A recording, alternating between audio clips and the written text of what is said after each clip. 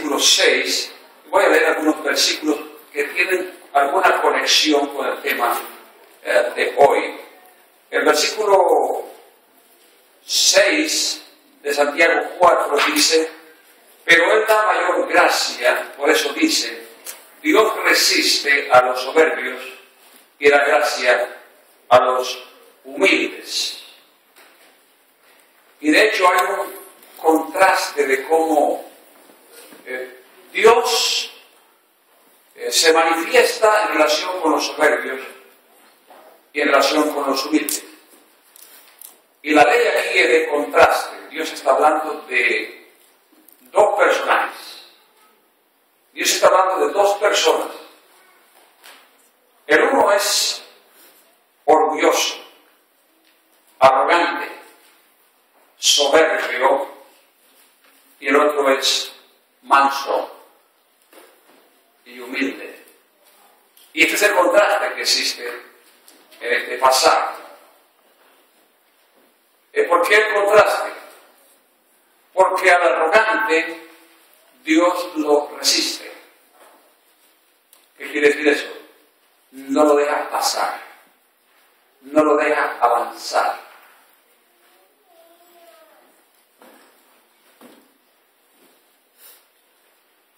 Yo creo que no pensamos en esto, de que es Dios mismo que se pone en el camino a algunas personas.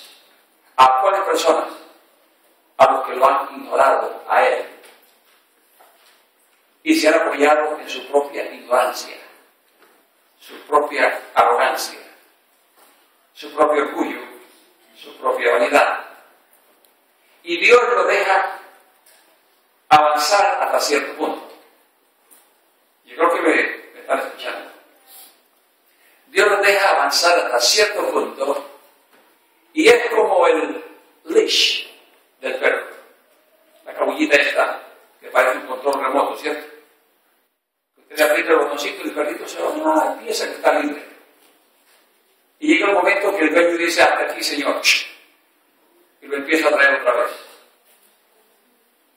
Dios hace exactamente lo mismo. Le aprieta el botón al leash y nosotros pensamos que estamos solos, que somos dueños de nosotros mismos, e ignoramos a Dios. Pero llega un momento en la vida en donde Dios empieza a traer la cuerda hacia Él y tenemos que vernos el rostro con Él. Entonces el contraste aquí es que Dios resiste al orgulloso, al soberbio, al vanidoso, y no lo deja avanzar. Pero dice, Dios da gracia a los humildes. Ahí está el contraste entre esos dos personajes, entre el manso, el humilde. Dios le da gracia. Su bondad cae sobre esa persona. Entonces, finalmente, el que sale ganando no es el que creyó que estaba en control de su vida. No es el que pensó que lo tenía todo, sino el que lo dio todo por perdido y se humilló delante de Dios. Dios resiste a los soberbios y da gracia a los humildes. Otro versículo muy relacionado con el tema. Romanos 7, 18.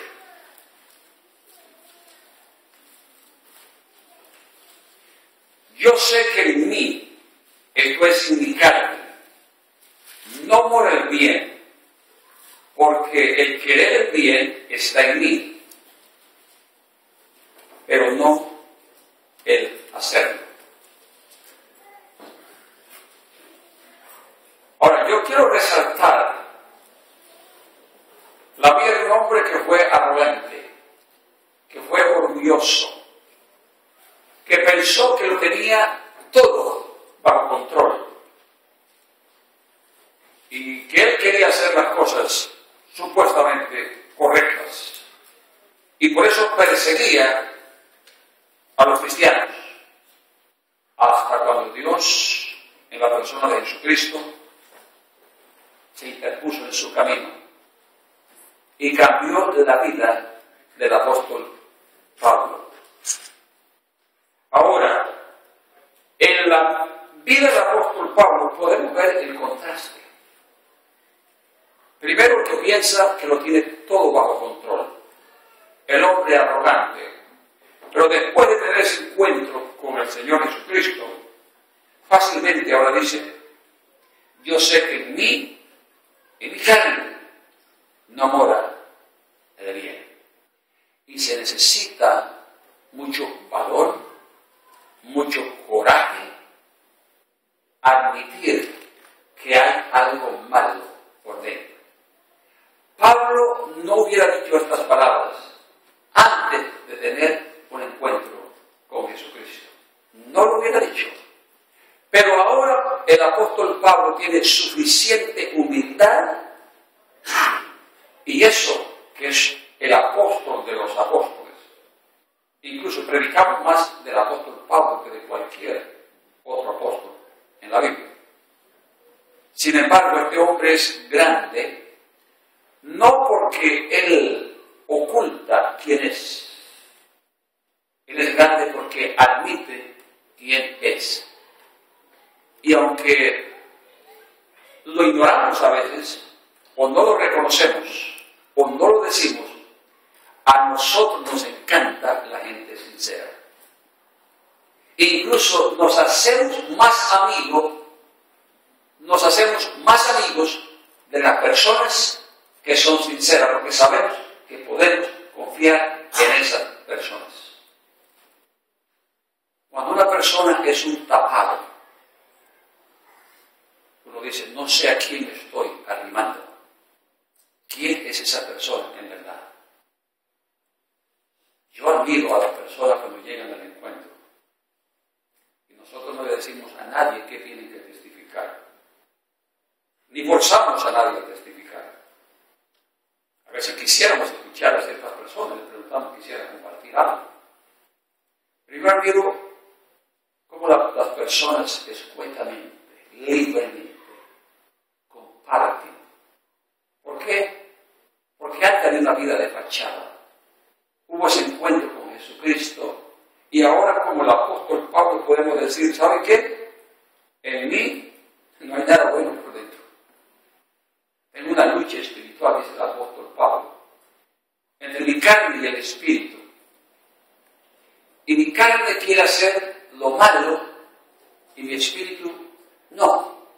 Mi carne tira para arriba y mi espíritu para abajo, y mi carne para abajo y mi espíritu para arriba.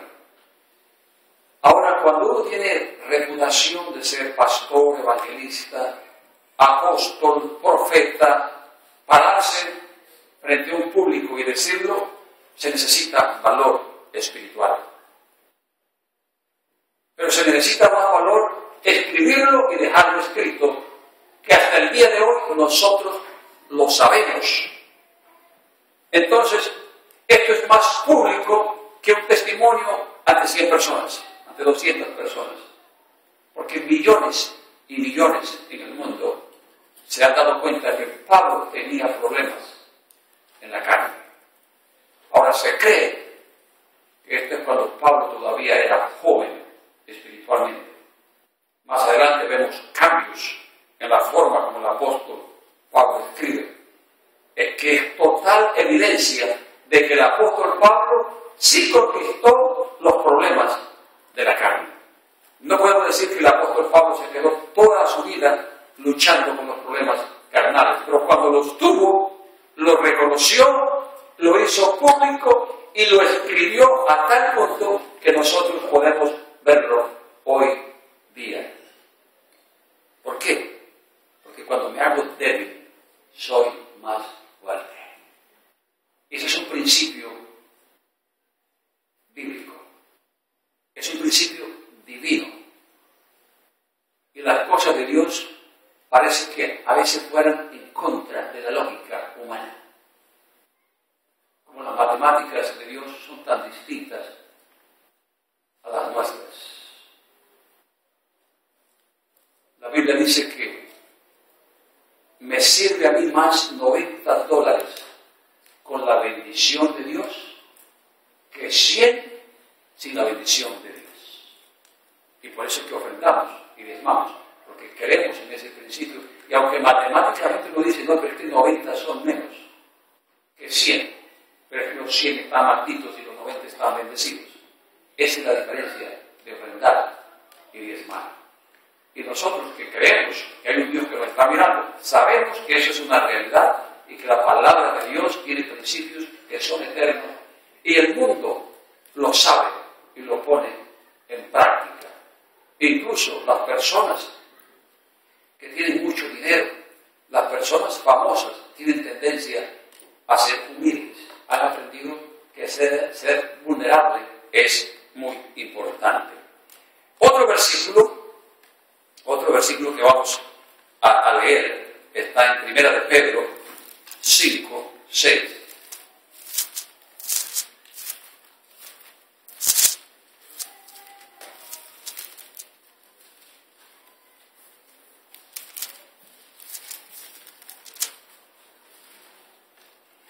Y este dice de la siguiente manera, que lo encontraron ya hace mucho rato.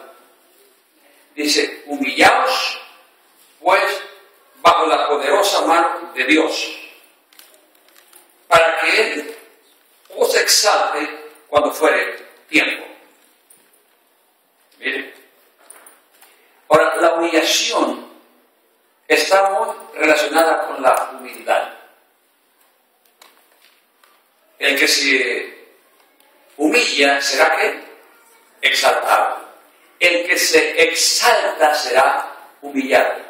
Y es un principio eterno. Tarde o temprano, usted va a ver al arrogante, al orgulloso, al vanidoso de rodillas. Tarde o temprano. Le va a tocar llorar. El que no ha llorado, va a llorar. Los principios no cambian.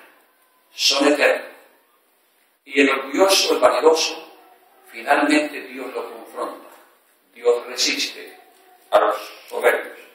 Y por eso dice aquí, humillaos, en forma de consejo para nosotros, bajo la poderosa mano de Dios, para que Él os exalte cuando fuere tiempo. El que nos levanta a nosotros es Dios. El que nos da las posiciones a nosotros es Dios. Que Dios nos libre de tener envidia, codicia por posiciones, porque otro está en una posición que uno quiere o algo así. Es Dios quien quita y pone. Esta noche es el debate entre Obama y Romney. Y de hecho que de pronto ellos piensan que la gente lo va a poner. Y no es así. La Biblia dice que Dios quita y pone los reyes. Y que todo gobierno es establecido por Dios, aunque tenga aspecto de ser malo. Porque la historia tendrá que continuar. Y un presidente malo es parte de la historia. Y directo o indirectamente está haciendo la voluntad de Dios. Que sea Dios quien elija al próximo presidente. A nosotros nos toca orar para que su voluntad sea hecha, como en el cielo, así también en la tierra. Y votamos por principios. Votamos por principios eternos. Y si usted quiere saber cómo nosotros movemos la voluntad de Dios, no es yéndonos a gritar por la calle, es de rodillas, es orando, es la mejor forma. Movemos mejor la mano de Dios y su voluntad. Y finalmente está el versículo de 2 Corintios.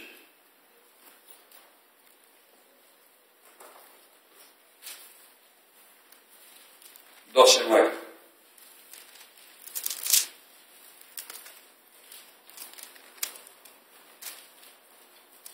Segunda Corintios 12:9 dice: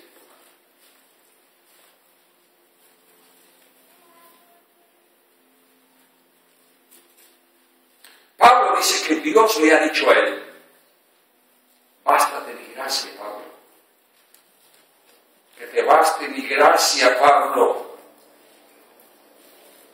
Y yo creo que por eso que Pablo dijo que lo tenía todo por basura. Cuando él alcanzó la gracia de Dios, le fue suficiente. Y permítame decirle, cuando entendemos esto, los objetivos materiales quedan en un segundo plano.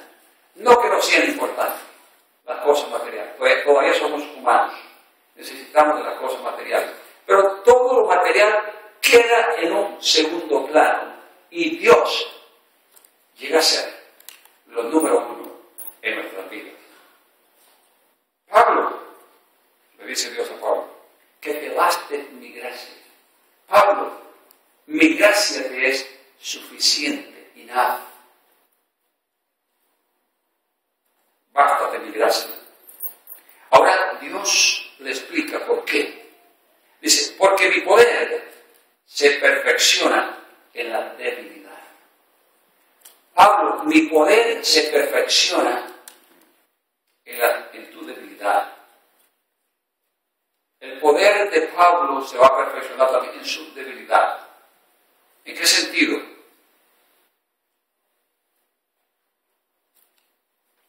Pablo, mi poder se perfecciona en la debilidad, por tanto, de buena gana me gloriaré más bien de mis debilidades, para que repose sobre mí el poder de Cristo. Entonces Pablo dice, parece que estuviera gritando, soy débil, soy débil, soy débil. Y se está gloriando que es débil. Pero ¿sabe por qué? Él dice que se está gloriando de sus debilidades, porque él sabe que cuando reconoce su debilidad delante de Dios, Dios viene a socorrer y a cumplir esa otra parte que nosotros no podemos hacer. Los pastores no lo podemos hacer todo. Tenemos que reconocer que somos deficientes en muchas áreas. Y yo lo reconozco. Y gracias a Dios por el liderazgo de la iglesia. Solo no podría ser un encuentro.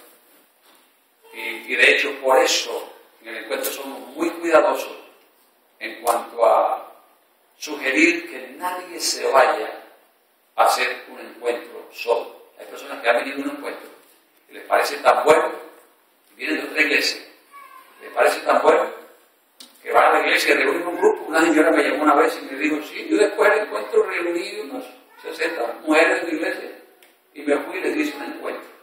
Bueno, es muy peligroso, es muy delicado.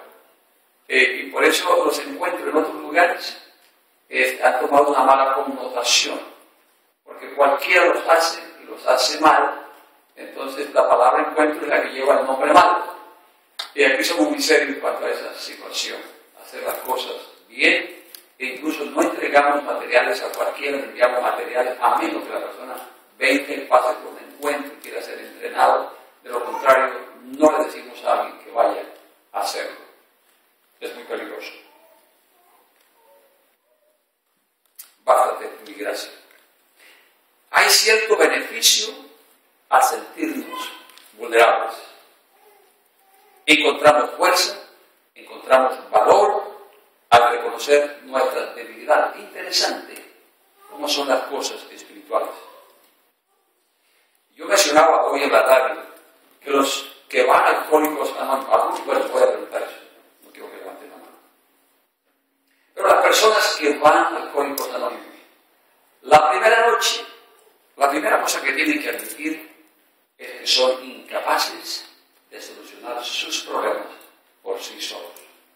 Y en segundo lugar, admitir que necesitan un poder supremo, algo más alto que ellos, más capacitado. Y de hecho, ese es el comienzo.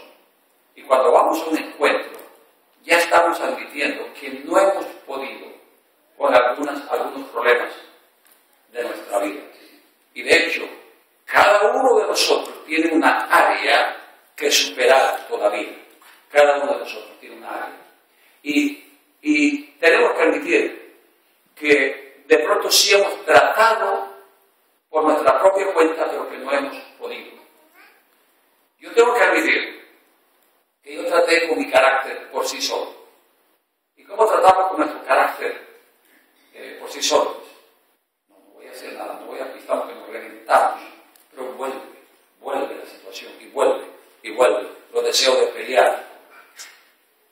Ahora, ¿cómo sabemos que lo hemos controlado o que la situación está en control? Cuando ni sale a flote. O si sale a flote, está bajo absoluto control. Es cuando Dios saca esas cosas del pasado, las heridas que hay. Que usualmente cuando hay una persona grosera, peleonera, no es que la persona quiera, está proyectando una herida del pasado que le hizo el papá, la mamá, o un tío, o un primo, y por eso yo aquí siempre menciono, cuidado con quien dejan a sus hijos. Y muchas mujeres van al encuentro heridas y resentidas por sus madres, porque sus madres tuvieron demasiada confianza y la dejaron en la casa del vecino, donde habían jóvenes, y fueron abusadas, todas estas cosas. Bueno, mejor dicho, en el encuentro te va a escuchar más de esto. Y Dios necesita sanar. Entonces, estas cosas se manifiestan en el hogar, se manifiestan con ira, porque usted quisiera vengarse de esas personas, pero ya no puede. Y esto, entonces, en el hogar trae conflictos, pero el problema no está en el hogar, el problema está en el pasado y hay que atenderlo. Lo que pasa es que cuando nos convertíamos antes a Cristo, no nos dijeron que había un paquete completo. Levantamos la mano y nos dijeron ya todo está solucionado. No, hay que atender situaciones específicas, porque si no se convierten en ataduras y el enemigo logró establecer fortalezas acá en nuestras emociones y pensamos que todo está bien y de pronto eso sale a flote otra vez. Uno dice, ¿qué me pasó? Ese no soy yo, ese no soy yo, ese no soy yo. ¿Qué me está pasando? Hay ataduras, de hecho, en la vida. Le enseñamos a nuestros hijos, sean valientes, eso está bien, tengan una buena autoestima. Pero en el mundo, la idea es, nunca muestre sus debilidades. Y algunos dicen, bueno, la idea es mostrarnos seguros, fuertes, con buena autoestima. Yo diría más bien, debemos estar seguros y debemos tener buena autoestima y debemos estar en control. Pero si no lo estamos, en verdad no podemos aparentar que tenemos control o que tenemos autoestima. Más bien debemos reconocer, más bien debemos ser vulnerables y decir, tengo problemas de autoestima. Y cuando reconozco esto, puedo conquistar ese problema y llegar a tener autoestima. Cuando soy débil, soy más fuerte, porque Dios viene al socorro, a ayudarme. Ahora, al enemigo hay que confrontarlo genuinamente, no con mentiras. El diablo no come cuentos. Entonces, yo puedo decirle al diablo, te vas de aquí, que tal cosa, y te paras firme. Pero el diablo sabe, el diablo conoce la vida de la persona. Y el diablo sabe que sencillamente una situación física, pero no es de orden espiritual. Y al diablo hay que confrontarlo en el campo espiritual. Entonces, por muchas botas de vaquero que yo tenga, ¿cierto? Y las 2 pistolas mexicanas, ¿cierto? Y le digo al diablo que te vas a ir de aquí, y el diablo dice, no, esas pistolas no me hacen daño, a mí tú ni me ves a mí. Y esas botas que el diablo va a decir, yo estoy hablando desde adentro. Por dentro eres un niño. Y hay mucho escombro, y yo lo sé. Y es allí donde somos impotentes. Entonces, ese estilo de machismo, de hombría, no funciona delante del enemigo. No funciona. Por eso es que tenemos que ser vulnerables y reconocer dónde estamos mal, para que Dios venga a socorrernos, a ayudarnos en esas áreas y equiparnos en esas áreas. Si el problema era de baja estima, Dios viene entonces a darme autoestima.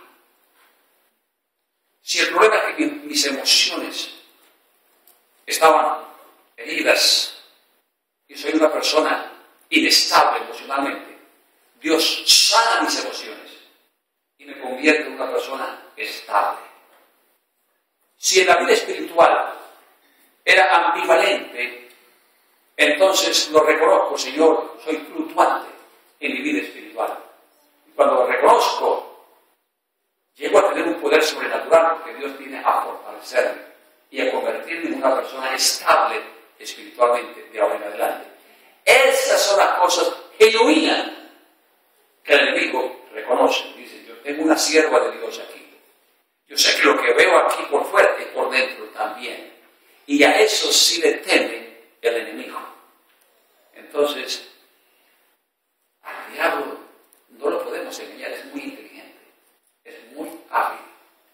Y los líderes vamos sabiendo que lo que estamos mostrando por fuera es porque está respaldado por un testimonio genuino interno. Y en segundo lugar,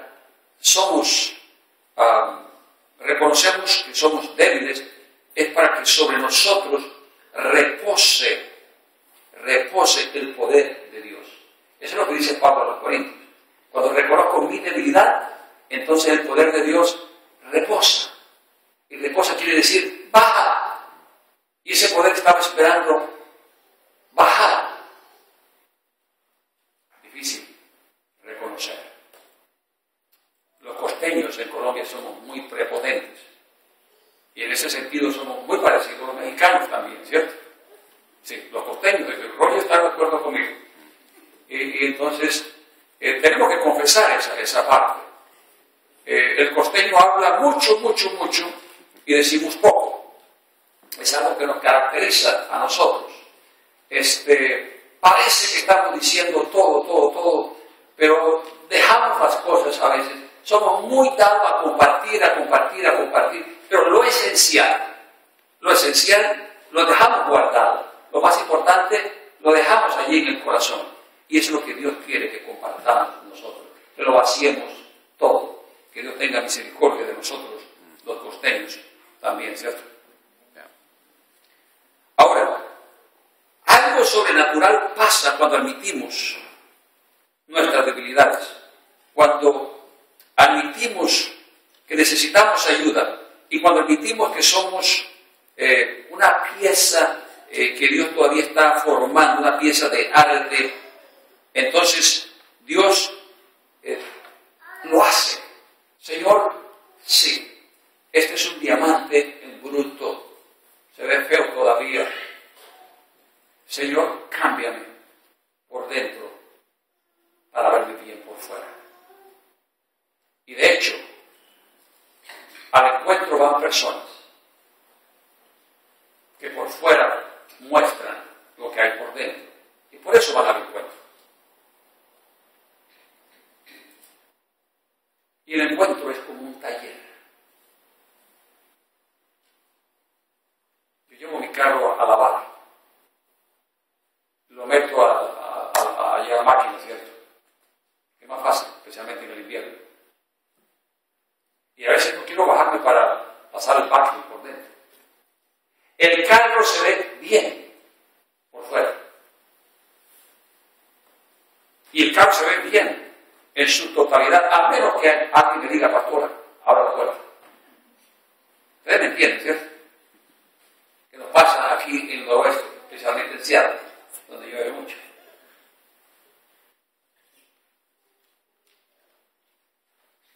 Pero si el carro tiene un problema de carburador, de tune-up, de bujías, de pistones, hay que llevarlo al mecánico.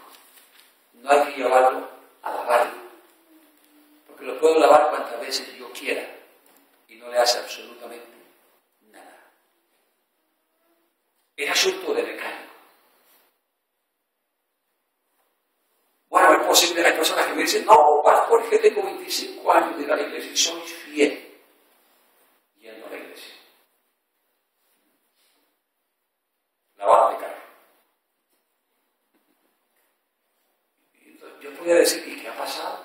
Porque el pistón está sonando mal. Las bujías están sonando mal. 25 años de iglesia. ¿Y qué pasa? Ya te escucho el ruido, mover tu tapa, eso es de mecánico. Como dice la canción al taller del maestro médico. Hermano, tú lo que necesitas es el taller del maestro. Los pistones ya te están sonando. Las lavaditas no te sirven. Tú sigues yendo a misa, como solías en la iglesia tradicional. Así estás yendo al culto. Y algunos cristianos cambiaron sencillamente la costumbre de ir a la iglesia tradicional para ir a la iglesia cristiana, y es la misma rutina, sin cambios. Yo no puedo entender, y déjenme ser muy sincero en eso, cuando hablo con algunas personas que me dicen, llevo 8 años, me basta hacerle 2 preguntitas a ver de conocimiento bíblico, y a veces la persona ni sabe que yo estoy haciendo un examen. Y cuando me contesta la persona, yo digo 8 años perdido. ¿En qué sentido? No hay conocimiento, no hay crecimiento espiritual. Ustedes se dan cuenta por qué cuando una persona va al encuentro, regresa a nuestra iglesia o a la iglesia de donde esa persona es, y la primera cosa que dice es, pastor, ¿qué hago aquí? Dios me sacudió la alfombra, como dicen en México. En Colombia decimos, Dios me sacudió el piso. He estado sentado aquí en esta iglesia, y Dios me acaba de sacudir y me dijo que estaba mal y que debo corregir mi vida, y en lo que he hecho, pastor, ¿qué estudio? ¿Cómo crezco aquí? Quiero avanzar. Nuestra hermana María fue al encuentro pasado, ¿cierto? Ya va como guía este año. Va como guía. Ahí empezó. Ya. Y el domingo yo le dije, hermana, ¿usted a qué va al encuentro? ¿Va a recibir o va a dar? Es el vocabulario que usamos aquí. ¿Recibir o dar?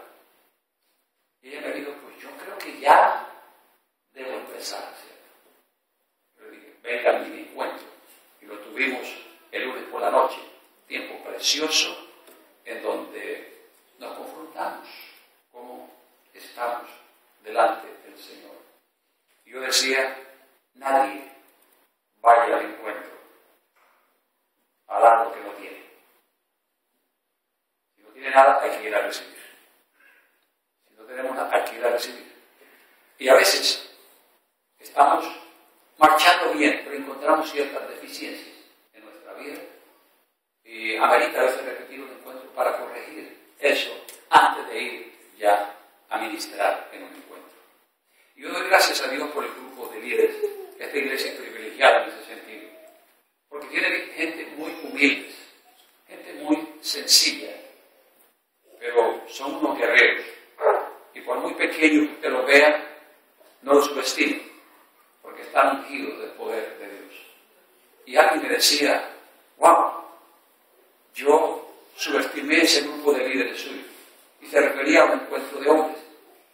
Esos muchachitos como ministran. Bueno, muchachitos por el tamaño del grupo, ¿cierto? ¿Cómo ministran esos muchachos? Me decía. ¿Qué autoridad tienen? Y yo le decía, es la relación con Dios que ellos tienen. Por eso pueden pararse firmes ante el enemigo y vencerlo en el poder de Dios. ¿Qué dice la Biblia? Resistid al diablo y él huirá de vosotros. Algo sobrenatural pasa cuando admitimos entonces que somos débiles. Dios viene a cubrir esa parte. Ahora, si seguimos ocultando nuestros problemas, nos convertimos, como yo decía hoy, en escombros y amontonamos más y más y más escombros, y el escombro no se establece, se derrumba finalmente. Y ahora por eso entendemos que el apóstol Pablo lo hace porque encontró o descubrió la fuente del poder de Dios. Si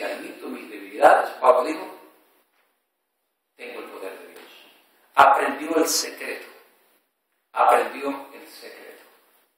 Y usted lo va a aprender también, que va al encuentro. Conocí una pareja en Georgia. Cuando fui con mi esposa, no lo llaman encuentro, pero algo parecido. No fueron 3 días, como nosotros decimos. Nosotros fuimos 2 semanas. 2 semanas. Y conocí una pareja que daba conferencias. Y ella dijo que ella y el esposo casi todos los días están confesando cosas del pasado. Tremendo. Y si a ella viene algo a la mente, lo lleva cautivo en obediencia a Cristo, pero se lo confiesa al esposo. Y esa pareja practica esto.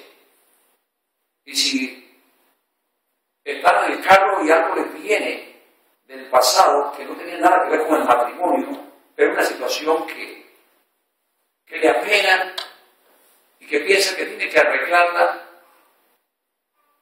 ella decía que se lo confiesa. Y él le ministra a ella y ella a él. Dice, porque tratamos de andar limpios, porque estamos en este trabajo, ministrando diariamente. Bueno, yo dije, tremendo ejemplo de confesión y los admiro porque algunos hubieran divorciado ya. Porque ella llega a contarle todas las fechorías que hizo cuando estaba adolescente. Ellos han llegado hasta ese nivel. Bueno, no estoy recomendando necesariamente eso, pero no digo que es malo. No digo que sea malo. Porque no quisiera ver divorcios. Algunas personas no pueden resistir a algunas confesiones. No tienen la suficiente madurez para confesiones del pasado. Y si usted ya lo atendió en un encuentro, gracias a Dios. Pero esto es lo que ellos practican.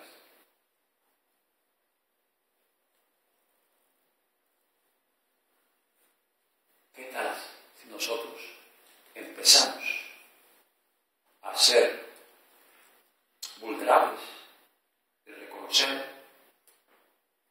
que tenemos errores, reconocer que fallamos y no aparentemos ser lo que no somos y tampoco le digamos a alguien algo que no lo es?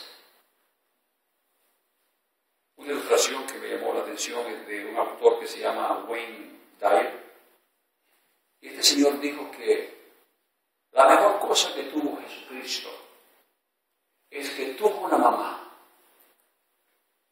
que siempre le decía que Él era Dios. Y Él continúa diciendo, qué bueno si todos los hijos tuvieran mamás, como la Virgen María. Yo digo, estaríamos en un problema grandísimo. Porque tendríamos un mundo lleno de dioses y por dentro serían una partida de diablos. Eso es todo lo más bueno que tuvo Jesús. Que María, tratando de usar pensamientos positivos para su hijo, le hizo creer que él era un Dios, de pronto sin serlo. No. María, si le llegó a decir a Jesús que era Dios, es porque Dios mismo se lo reveló. Así que ella no estaba tratando sencillamente de incluir una idea falsa para que su hijo fuera un líder en este mundo. No, fue por revelación divina. Y si se lo expresó como madre, era la verdad. Y no podemos decir algo que no es en una persona. Si mi hijo tiene 1 metro de altura, no le puedo decir que tiene 2. Y es mejor mostrarles las cosas como son y decir a nuestros hijos que también reconozcan sus debilidades y que busquen ayuda suprema, ayuda de Dios, y nosotros ayudarles a ellos, porque si no crecen